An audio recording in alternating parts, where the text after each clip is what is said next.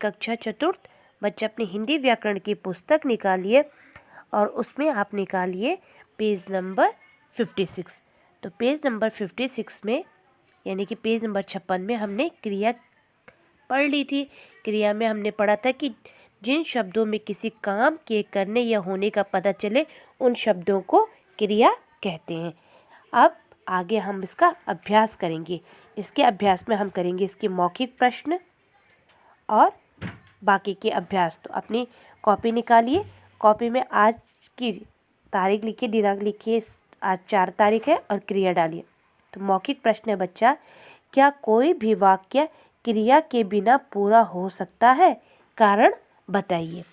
तो इसका उत्तर है कोई भी वाक्य क्रिया के बिना पूरा नहीं हो सकता। जैसे पिताजी कार, उदाहरण है इसका, पिताजी कार। तो पिताजी कार के आगे कुछ नहीं दे रखा है, तो यानी कि वाक्य अधूरा है।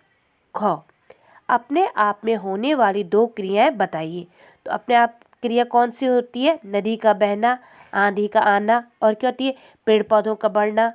ठीक है। अब इसके लिखित प्रश्न है, क्रिया किसे कहते हैं? परिभाषा लिखिए। तो उसका उत्तर होगा शब्दों से किसी काम के करने या होने का पता चलता है, उन शब्दों को क्रिया कहते हैं। जैसे धोबी कपड़े धोता है, यानी कि क्रिया हो रही है। ख, कर्म की दृष्टि से क्रिया के कितने भेद हैं? नाम लिखिए। 2 भेद होते हैं, अकर्म क्रिया और सकर्म क्रिया। अब आगे बढ़ते हैं।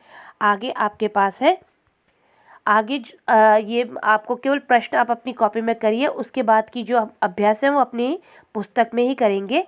तो सही विकल्प पर सही निशान लगाइए। क, जिन शब्दों से किसी काम के करने या होने का पता चलता है उसे हम क्रिया कहते हैं। क्या कहते हैं? क्रिया।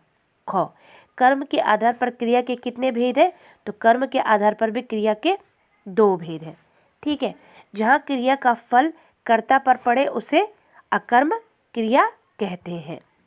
रमन ने आम खाया, इस वाक्य में कर्म क्या है? तो इसमें कर्म है आम। धोबी आम नहीं, इसमें होगा खाया। कर्म क्या है? खाया। ठीक है। धोबी ने कपड़े धोए, इस वाक्य में उचित कर्म है कपड़े। ठीक है। अब है निम्नलिखित वाक्यों में उचित शब्द भरकर रिक्त स्थानों में भरिए।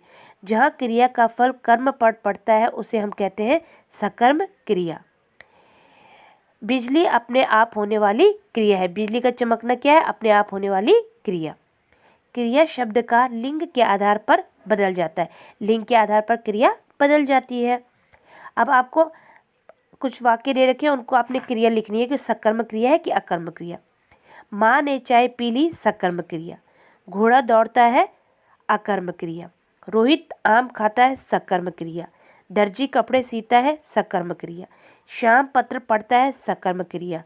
शेर भाग रहा है, अकर्म क्रिया। आगे बढ़ते हैं।